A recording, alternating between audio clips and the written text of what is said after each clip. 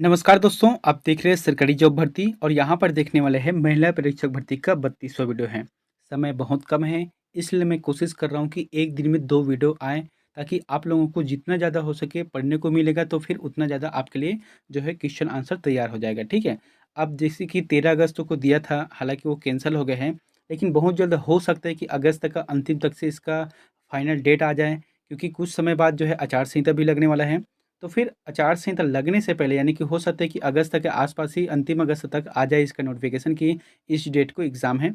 तो फिर अपनी तैयारी जो है अच्छे से करना है, ठीक है? तो आज जो देखने वाले हैं वहाँ छत्तीसगढ़ी व्याकरण को देखने वाले हैं, ठीक है? तो छत्तीसगढ़ी व्याकरण और हिंदी व्याकरण से संबंधित 15 अंकों का क्वेश्चन पूछा जाएगा, जो कि एक-एक क्वेश्चन में 1 अंक मिलेगा। हालाँकि पिछले साल जो हुआ था उसमें 1 क्वेश्चन में 2 अंक था, इसलिए यहाँ 30 अंकों का था, लेकिन इस बार जो है 15 अंकों का हो गया, ठीक है? तो फिर काफ़ी इंपॉर्टेंट है, वो चीज़ देखेंगे। तो सर्वप्रथम ये कि अगर आप चैनल पर नए हो तो चैनल को सब्सक्राइब कर लेना और बेल आइकन को जरूर दबा देना, ठीक है? और इसका पीडीएफ चाहिए तो टेलीग्राम चैनल पर जाना, वहाँ से आप लोगों को फ्री पीडीएफ मिल जाएगा। चलते हैं यहाँ पर वीडियो की तरफ। देखो, यहाँ पर छत्तीसगढ़ी हम लोग पढ़ रहे हैं ना, तो कई ऐसे शब्द रहते हैं जो कि अपना ठेठ छत्तीसगढ़ी भाषा से हैं, और उसको हम अगर ठेठ भाषा में पढ़े ना तो सबसे बेहतर रहते हैं, क्योंकि भाई हम छत्तीसगढ़ के, तो गर्व है अपनी छत्तीसगढ़ी बोली पे, है ना? जैसे कि 2 बिहारी मिलते हैं तो अपनी बिहारी भाषा में बात करते हैं, 2 पंजाबी मिलते हैं तो अपनी पंजाबी भाषा में बात करते हैं। तो हम लोग 2 छत्तीसगढ़ी मिलते हैं ना, तो अपना छत्तीसगढ़ी भाषा को भूलकर हिंदी में बात करते हैं। तो ऐसा नहीं करेंगे, अपनी भाषा है अच्छे से बोलेंगे, ठीक है? तो यहाँ पर पहला प्रश्न देखते हैं, कई बोली कौन बोलते हैं? तो कई बोली कौन बोलते हैं आपको बताना है। जैसे कोंद जनजाति है, कमार जनजाति है, कोरवा जनजाति है, कंवर जनजाति है। सही जवाब आ जाएगा कोंद जनजाति लोग कई बोली बोलते हैं। अब इसका मतलब क्या है, कौन जनजाति कौन से क्षेत्र में रहता है, इसको भी देख लेते हैं कि उड़ीसा और आंध्र प्रदेश की जनजाति है, जो छत्तीसगढ़ के महासमुंद और रायगढ़ क्षेत्र में निवास करती है, ठीक है? और 2011 के जनगणना के अनुसार लगभग 11,000 की जनसंख्या यहाँ पर निवास करते हैं। दूसरा प्रश्न है, छत्तीसगढ़ी भाषा में कतेक स्वर हवय? आपको बताना है कि छत्तीसगढ़ी भाषा में कतक स्वर हवय। इसका जो आंसर रहेगा वहाँ 10 रहेगा, ठीक है? जैसे कि क्या बोला गया है कि छत्तीसगढ़ी भाषा में कतक स्वर हवे, तो एकर जो आंसर रही वहाँ 10 रही। अब कौन-कौन से है वो चीज़ ला भी देख लेते हैं कि डॉक्टर नरेंद्र देव वर्मा के अनुसार 8 स्वर हैं। किसके अनुसार से? डॉक्टर नरेंद्र देव वर्मा के अनुसार से 8 स्वर हैं। लेकिन छत्तीसगढ़ की तरफ से अलग से जो पब्लिश होता है बुक, वहाँ उसमें 10 स्वर लिए गए हैं। कौन-कौन से स्वर हैं? आ, ई, उ और ऊ। उसके बाद ए और ओ है, और साथ ही ए और औ है। कुल मिलाकर कितने हो गए? 10 स्वर हो गए हैं। तीसरा प्रश्न है, करु शब्द का भाववाचक संज्ञा क्या है? आपको बताना है। जैसे करु शब्द है, अभी करु शब्द का भाववाचक संज्ञा कौन सा है?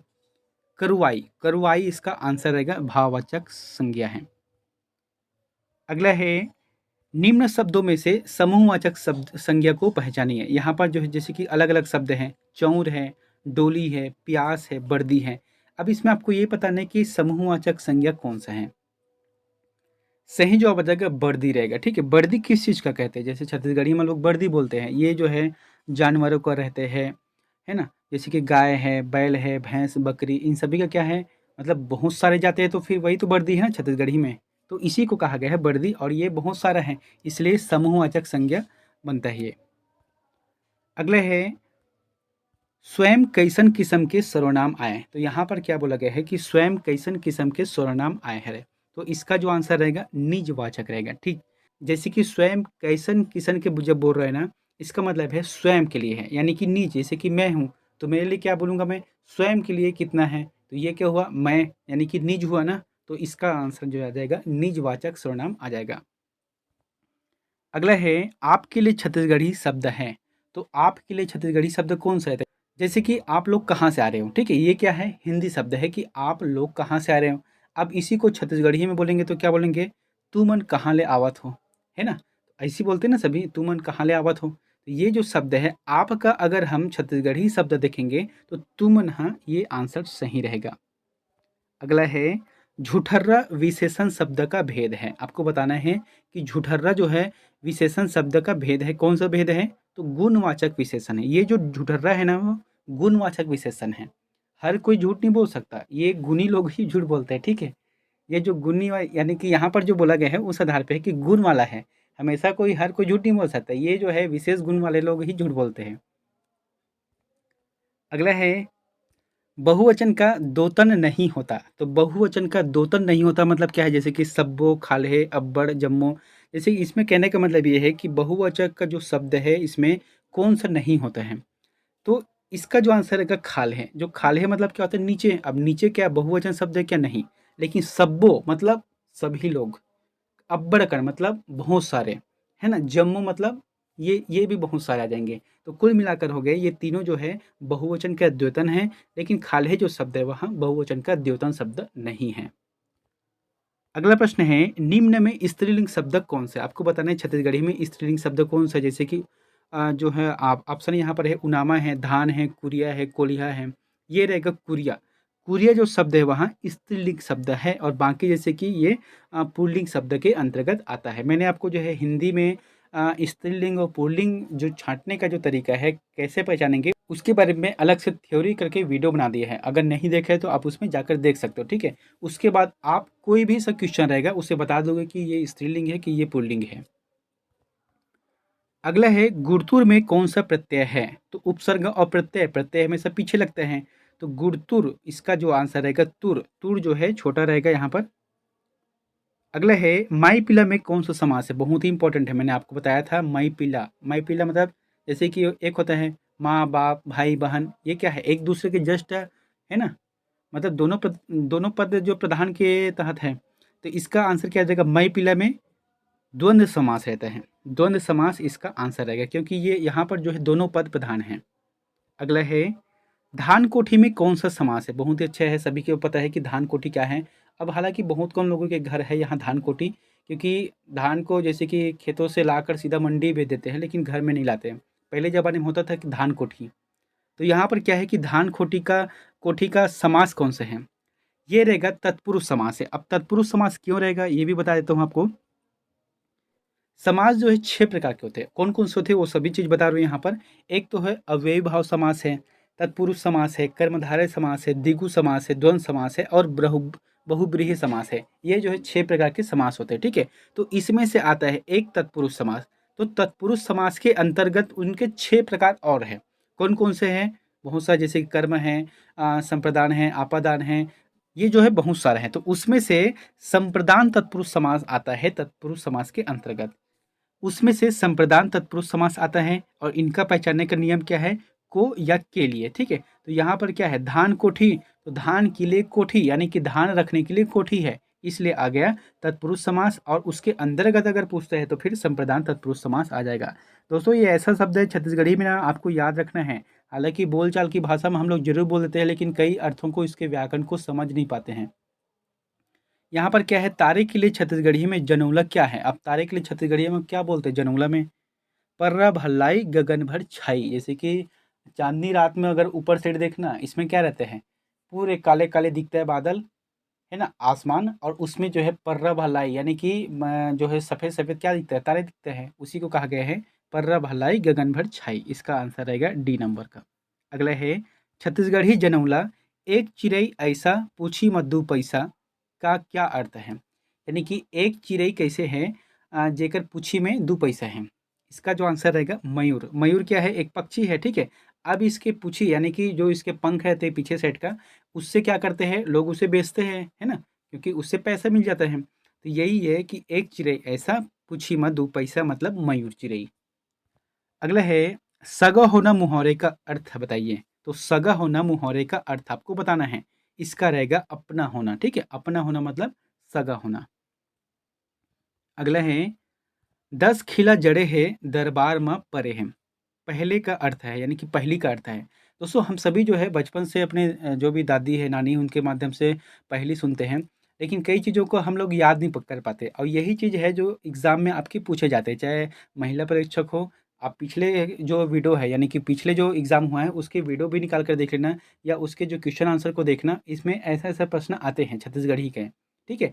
और सीजीपीएससी तो खास इसी के लिए है, बहुत ही ज़बरदस्त रहते हैं सीजीपीएससी। अगर जो भी तैयारी करता है उन लोगों को पता ही होगा कि छत्तीसगढ़ी व्याकरण कितने अच्छे रहते हैं।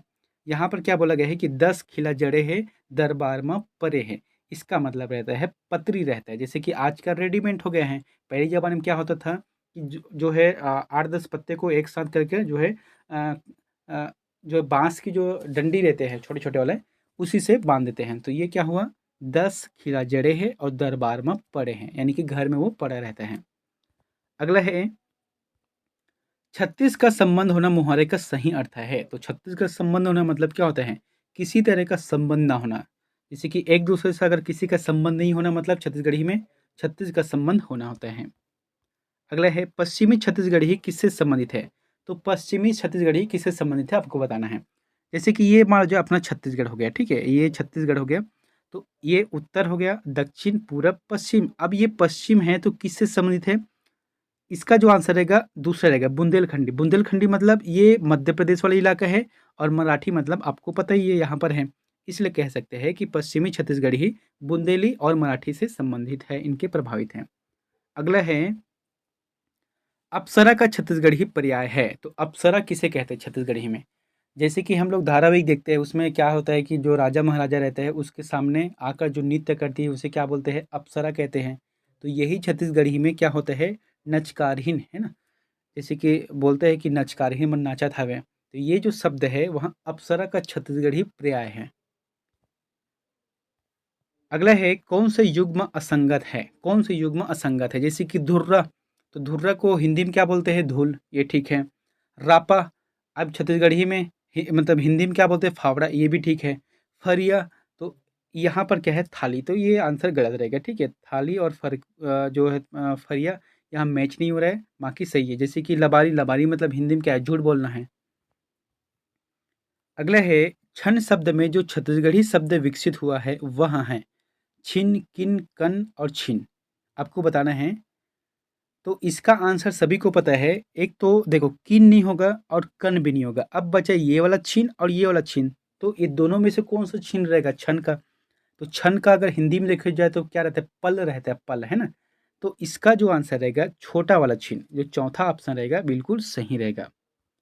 अगला है, डॉक्टर रमेश चंद्र मेहरोत्रा किस विषय के विद्वान थे? आपको बताना है। भाषा विज्ञान, है ना? भाषा विज्ञान के यहाँ विद्वान थे कौन? डॉक्टर रमेश चंद्र मेहरोत्रा। अगला है, नीचे दी गई पहेली का सही उत्तर बताइए। अब आपको बताना है यहाँ पर कि बीच तरियम्मा मोगरी मछली, तो ये क्या होता है? जीभ को कहा जाता है, जैसे कि जीभ है। अब ये क्या है? बीच तरियम्मा, यानी कि मुंह के बीच में क्या है? जीभ। तो इसीलिए कहा गया है बीच तरियम्मा मोगरी मछली है।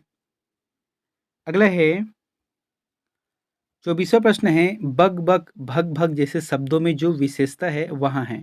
दोस्तों यहाँ पर जो शब्द रहता है छत्तीसगढ़ी में ना, बहुत ही अच्छा रहता है, पता है? पढ़ने में भी मजा आता है, सुनने में भी मजा आता है। जैसे कि यहाँ पर क्या बोला गया है कि बग बग और भग भग शब्द हैं। अब हालांकि सामान्य शब्द हम लग रहा है, पढ़ने से आपका फेस में स्माइल आ गया होगा, है ना? तो यहाँ पर प्रश्न क्या है कि बग बग और भग भग जैसे शब्दों के लिए विशेषता है, हालांकि छत्तीसगढ़ी शब्द है। अब इसका जो पॉइंट है उसको समझना। क्या बोला गया है कि अलंकारितक है, कि व्यंग्यात्मक है, और एक है सरलता है, कि अनुकरणात्मक है। इसका जो आंसर रहेगा अनुकरणात्मकता है, ठीक है। क्यों है?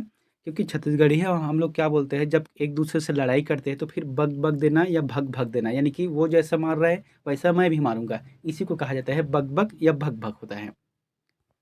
अगला है, चंद्र लगना मुहावरे का अर्थ है। तो चंद्र लगना मुहावरे का अर्थ क्या है? कि मरते समय मनुष्यों की आंखों का खुला रह जाना। जैसे कि हम लोग क्या बोलते हैं, पहले जमाने में बोलते थे ये, कि कोई भी व्यक्ति अगर मर गया तो मरते समय उसका आंख अगर खुला है तो हम लोग क्या बोलते हैं? चंदा लग गया या चंद्र लग गया, ऐसे शब्द बोलते हैं ना। तो यही है कि मरते समय मनुष्यों के आंख का खुला रहना चंद्र लगना मुहावरे का अर्थ है। अगला है, निषेधात्मक शब्द है। तो निषेधात्मक शब्द कौन से हैं? झन, पार, डार, बर। ये रहेगा झन, है ना? झन मतलब क्या होते हैं कि मतलब ये जो है निषेधात्मक शब्द है, लेकिन जो पार है, डार है और बर, ये जो शब्द हैं इसके अंतर्गत नहीं आता है। अगला है, चटकन के का उधार का सही अर्थ है। क्या बोला गया है कि चटकन के का उधार सही अर्थ है? इसका जो आंसर रहेगा अहित करने वाले का अहि अवश्य करना चाहिए, ये रहेगा विरोधाभास है, ठीक है। अगला है, सुख के दिन आना का छत्तीसगढ़ी मुहावरा क्या है? तो सुख के दिन आना मतलब क्या होता है छत्तीसगढ़ी में? दिन बहुना। दिन बहुना मतलब समय गुजर जाना, यानी कि सुख के दिन आना होता है। दुख के दिन जाना, सुख के दिन आना। अगला है, कुबरा बुढ़वा खून खाए जनौला के उत्तर दीजिए। इमली, आम, बिही, बेल। सही जवाब आ जाएगा इमली रहेगा। इमली कैसे रहता है सभी को पता है, इमली जो है ऐसा टाइप का रहता है, ठीक है। और ये कुबड़ा रहता है, जब भी रहता है सीधा कभी नहीं रहता। आप इमली को कभी भी देख लो, वो रहता ही नहीं सीधा, वो हमेशा कुबड़ा ही रहता है। अब इसे ज़्यादा खाने से क्या होता है, अपने जो खून है उसे खराब करता है, इसलिए है कुबरा बूढ़ा खून खाए। अगला है सिंह द्वार शब्द में कौन सा समास है। तो सिंह द्वार शब्द में कौन सा समास है, कर्मधारय समास है, ठीक है। सिंह द्वार शब्द में कर्मधारय समास है। अगला है दोस्तों, ये प्रश्न आप लोगों के लिए होमवर्क है, तो इसका आंसर में प्लीज कमेंट बॉक्स पर जाकर जरूर बताना है, ठीक है। क्या बोला गया है कि नवरात्रि में कौन सा समास हवय। आपको बताना है कि नवरात्रि में कौन सा समास हवय। ऑप्शन है तत्पुरुष समास, बहुब्रीहि समास, कर्मधारय समास और द्विगु समास। इन चारों में से जो भी ऑप्शन आपको सही लगता है तो प्लीज़ हमें कमेंट बॉक्स पर जाकर जरूर कमेंट करें। मिलते हैं नेक्स्ट वीडियो में एक नई जानकारी के साथ। Thank you.